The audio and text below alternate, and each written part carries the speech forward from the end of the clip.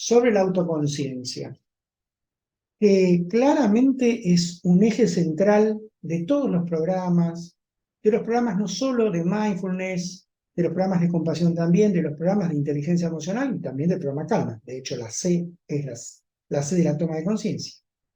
Una frase del curso de posgrado del año pasado, o sea que esta frase pertenece al programa, que es: vivimos mucho en el afuera en vez de percibir el adentro. O sea que esta frase se refiere, recuerdo cuando la dijimos, a el equilibrio entre percibir el afuera, pero sin dejar de percibir el adentro.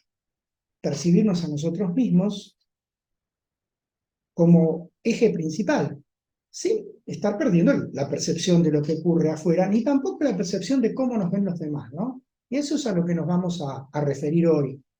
Ya Sócrates decía: conócete a ti mismo. O sea que la autoconciencia o la toma de conciencia de uno mismo es el primer y más importante componente de la inteligencia emocional. Esto nos dice un poco que prácticamente todos los programas coinciden en esto, por lo cual todos los programas, en forma directa o indirecta, tocan algo de la inteligencia emocional. Esta autoconciencia significa el conocimiento de uno mismo, especialmente en cuanto a las sensaciones, emociones, pensamientos también, y algo que es propio de los programas de inteligencia emocional, que son las motivaciones. También, ¿qué cosas me motivan? Porque justamente la emoción y la motivación van de la mano. Habitualmente a los seres humanos la emoción nos motiva, nos hace movernos, nos hace cambiar las cosas, ¿no? O intentar cambiarlas, o cambiar nuestra postura sobre algo, o de repente ante una emoción que nos conmueve ayudar al otro y sale esa motivación compasiva, una motivación de cambio, una motivación de superación, etc. La emoción y la motivación están íntimamente ligadas.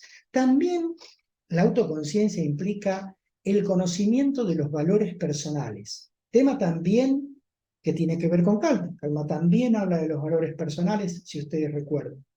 Y también el conocimiento de las reacciones emocionales. Conocerse en lo emocional es tal vez el trabajo más importante que nosotros tenemos como seres humanos. Y es el trabajo más olvidado. Si hay un trabajo de autoconocimiento importante en nosotros, es el conocernos emocionalmente.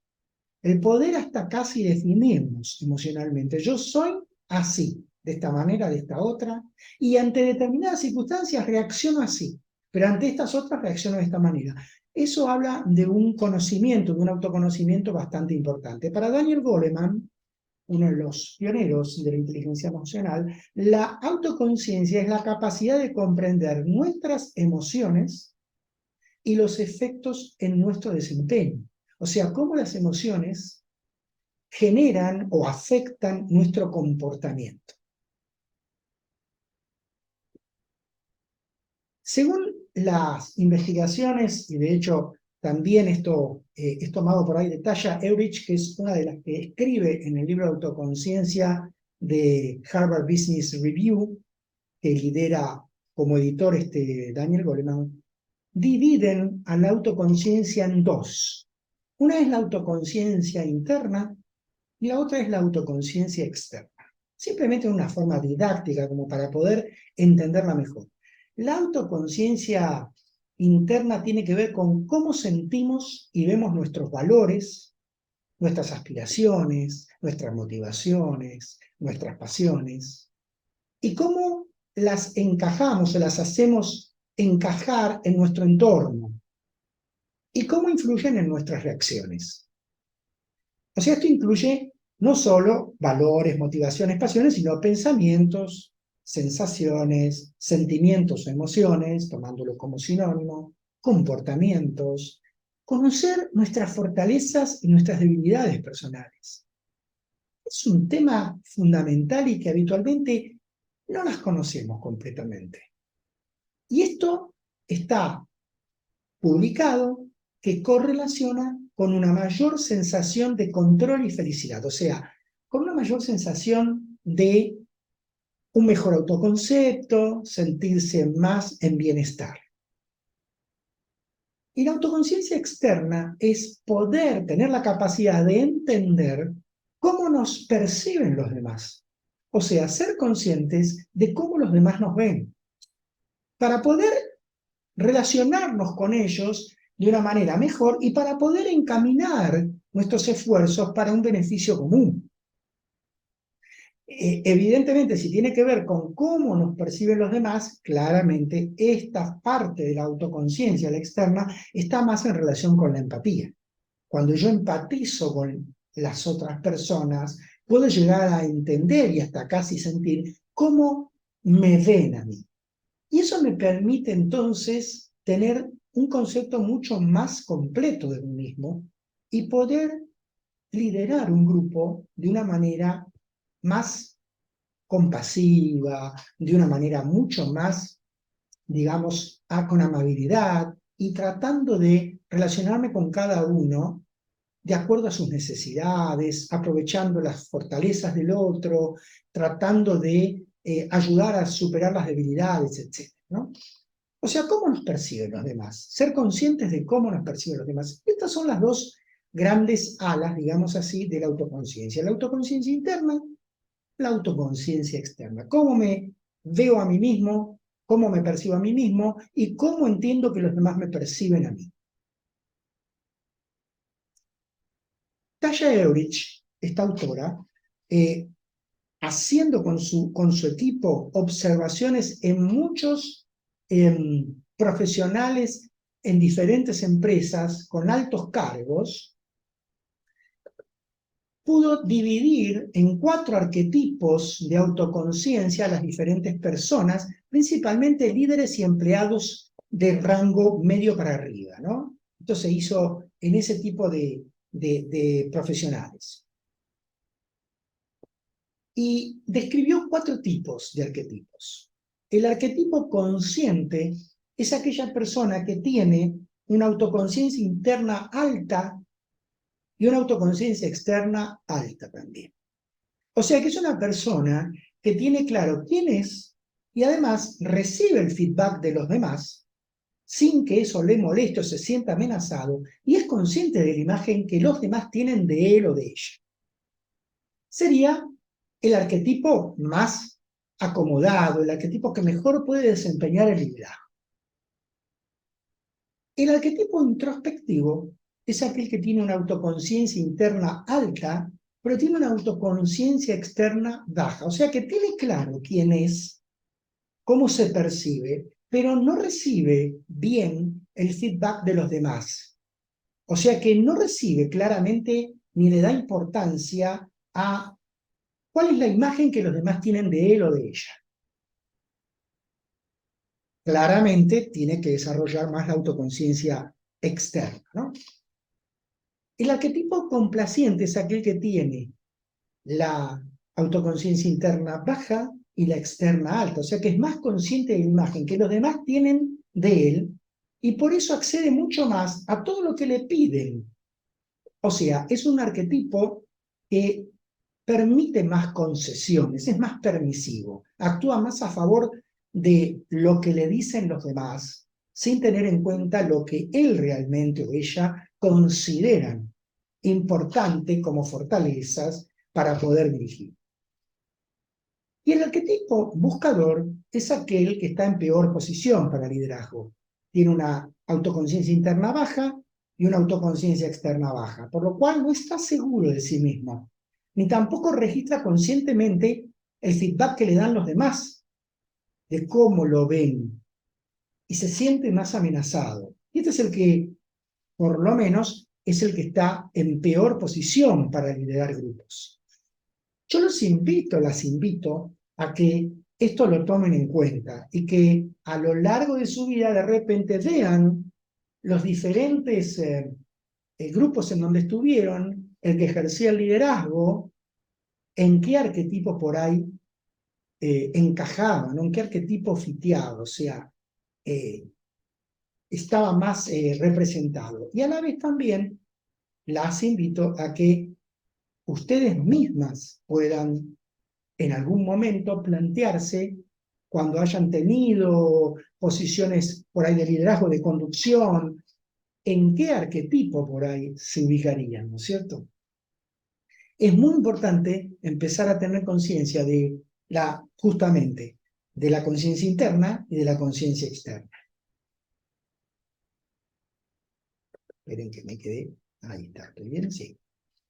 Abraham Maslow, el creador de la psicología humanista, el que desarrolló la pirámide de necesidades del ser humano, muy conocido por eso, decía: lo que necesitamos para cambiar es cambiar la conciencia de nosotros mismos. Y acá está, digamos, la joya de la transformación, la llave de entrada, ¿no? O sea, tenemos que tomar conciencia de cómo estamos y empezar a generar esa conciencia de cambio, justamente, en nosotros y en los demás. Para poder desarrollar la autoconciencia, tengo que echar mano a varias cosas. ¿Cuál es la faceta más importante que tengo que desarrollar de la autoconciencia? Evidentemente es la autoconciencia emocional. Ustedes saben que como seres humanos somos homo sentis y las emociones nos definen.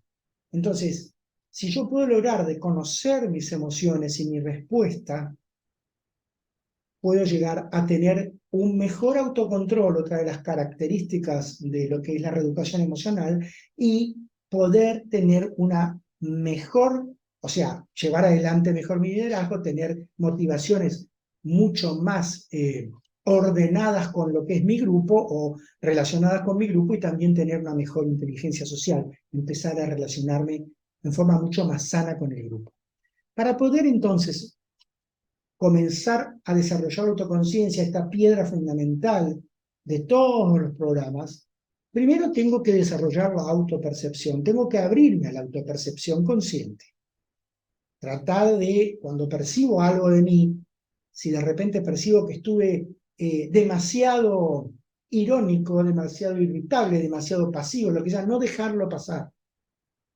Tratar de guardarlo y reflexionarlo. Para eso necesito entonces desarrollar la introspección, la autorreflexión. Hay veces que hasta es bueno o tomar notas, llevar un cuaderno, o tomar notas de voz, o escribir en el celular, tratar de tener algo en donde pueda plasmar lo que voy reflexionando y percibiendo en cada momento.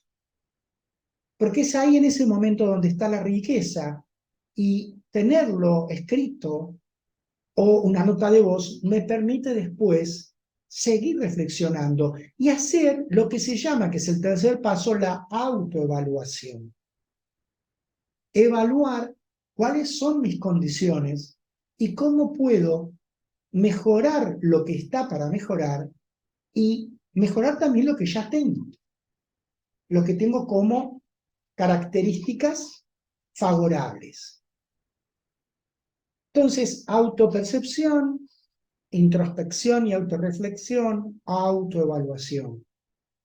Esto se lo llama a veces autoanálisis. A diferencia de otros momentos en donde realmente el autoanálisis se lo tiraba abajo, este tipo de autoanálisis, que es un autoanálisis consciente y guiado, sí se le da bastante relevancia. Una vez que yo voy en este camino de la autopercepción, de la autorreflexión, de la autoevaluación, avanzando, puedo ir ejerciendo en cada uno, ir desarrollando en cada uno la aceptación. La aceptación de que estas son las condiciones y las características que yo tengo. Esto es mi patrón emocional, mi patrón de conducta, mi estilo de comunicación, y puedo mejorarlo. Lo acepto para poder ponerlo sobre el tapete y decir, bueno, esto lo voy a mejorar, esto lo puedo ayornar, esto lo puedo ir de a poco deshabilitando, etc. Y ese proceso me va generando mayor autoconfianza. O sea, poder confiar en mí mismo y en mis capacidades. Ninguno de los líderes ni ninguna de las personas somos 100%, digamos, correctos en todo lo que hacemos, porque aprendemos de los errores. Y como siempre tenemos ese sesgo emocional, cometemos siempre algún error o nos falta acomodar la respuesta. Por eso es muy importante hacer este proceso. Para poder empezar a recibir el feedback de los demás sin sentir amenaza, porque ¿qué es lo que ocurre habitualmente? Cuando alguien dice algo, por ejemplo, dice, mirá, no te vayas a enojar, pero te quería decir algo. Me parece que vos en tal cosa, habitualmente lo que suele ocurrir es que lo sentimos como una alerta, como una amenaza y reaccionamos. Entonces, para poder seguir avanzando en este camino de autopercepción, introspección, autorreflexión, autoevaluación, aceptación, hay que echar mano a la empatía para poder recibir del otro el feedback de la mejor manera posible. Por lo menos a la empatía cognitiva, entender la motivación del otro, entender que el otro por ahí hace una crítica que quiere ser constructiva, porque nos aprecia y porque considera que nosotros como personas podemos dar más.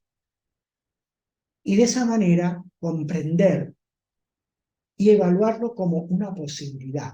Eso es el verdadero feedback. El verdadero feedback tiene que estar corriendo sobre las vías de la empatía. Y siempre para cada una de las cosas que vayamos descubriendo de nosotros mismos, si son cosas que no nos agradan, que seguro tenemos muchísimas, echar mano a la autocompasión. Todos tenemos pros y contras en nuestro temperamento, en nuestra personalidad, en nuestras características, por lo cual tenemos que aceptar y echar mano a la autocompasión para poder seguir avanzando hacia adelante. Esto es por ahí el esquema que quería compartirles de los diferentes pasos, que algunos autores los hacen diferentes, pero que se pueden caminar en paralelo para desarrollar más la autoconciencia. Y les quería dejar, por último, 10 preguntas que le puse claves, esto es desde el programa, para poder desarrollar la autoconciencia. Tal vez estas preguntas sería interesante escribirlas, ¿no? O sea, igual esta presentación en PDF se las voy a compartir en el grupo para que puedan tener estas preguntas. Y a partir de estas más, algunas que otras sientan. Primero, ¿cómo me percibo a mí mismo? ¿Cómo me percibo a mí mismo? ¿Me percibo como una persona más activa, más pasiva, oscilante, estable? Simplemente lo más sencillo, lo más simple. No si me percibo en forma muy, muy compleja. No, no, no. Lo más simple. Y de acuerdo a cómo me percibo, también preguntarme, ¿cuáles son mis emociones dominantes? O sea, las emociones dominantes serían las emociones que más comúnmente manifiesto, que siento que manifiesto. Ansiedad, soy una persona más bien ansiosa, con algo de enojo y tristeza, por ejemplo. O soy una persona ansiosa con angustia y tristeza, no sé. O soy una persona que de base soy alegre, ansiosa y que alguna vez tengo angustia. No sé, esto de cuáles son mis emociones dominantes pueden ser una combinación particular, única, en cuanto a cuáles son esas emociones y qué peso tiene cada una. Porque por ahí hay una o dos emociones que tienen más peso, por ahí hay otras dos que tienen menos peso o que aparecen en determinadas circunstancias. También otra pregunta interesante es, ¿cuál es mi patrón de comportamiento habitual? Por ejemplo, ante una circunstancia negativa. Es interesante hacérselo de esta manera. Ante una circunstancia negativa, aleatoria, que ocurre de repente, ¿cómo reacciono?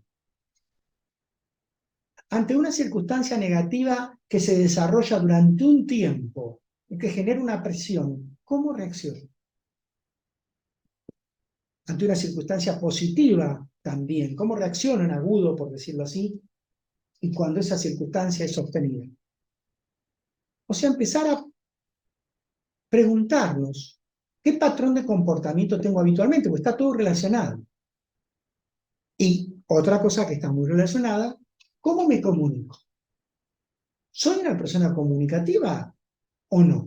Primera pregunta. ¿Cuál es mi estilo de comunicación? ¿Es más asertivo? ¿Es más pasivo-agresivo? ¿Es directo? ¿No es directo? Etcétera, ¿no? O sea, preguntarse, ¿cómo me comunico habitualmente? Todo esto surge a partir de las vivencias que uno puede tener de diferentes situaciones que le ha ocurrido. Y estas preguntas ejercitan la autoconciencia, la autorreflexión, la introspección y la autoevaluación. Otra pregunta, ¿soy consciente del impacto de mis acciones? Hay personas que son profundamente conscientes del impacto de las acciones, de las conductas, de los comportamientos que pueden llegar a tener y hasta se frenan en esos comportamientos o en esas respuestas. Hay personas que son causa-efecto, son reactivas. Entonces, soy consciente de cómo me manejo con mis acciones, con mi comportamiento y del impacto que puedo llegar a generar en mí y en el otro. Porque nosotros también pagamos el costo muchas veces de diferentes reacciones o comportamientos que nos afectan también a nosotros mismos. Otra pregunta importantísima es, ¿puedo percibir cuando me equivoco? Y esa pregunta para mí viene emparentada con ¿puedo aceptar cuando me equivoco o me cuesta aceptar? Pero no importa si lo acepto con el otro, ¿lo acepto conmigo mismo? Digo, sí, la verdad que me equivoqué. ¿O no? ¿Puedo describir mi entorno de trabajo actual y cuál sería el ideal? Esto para la paz laboral, ¿no?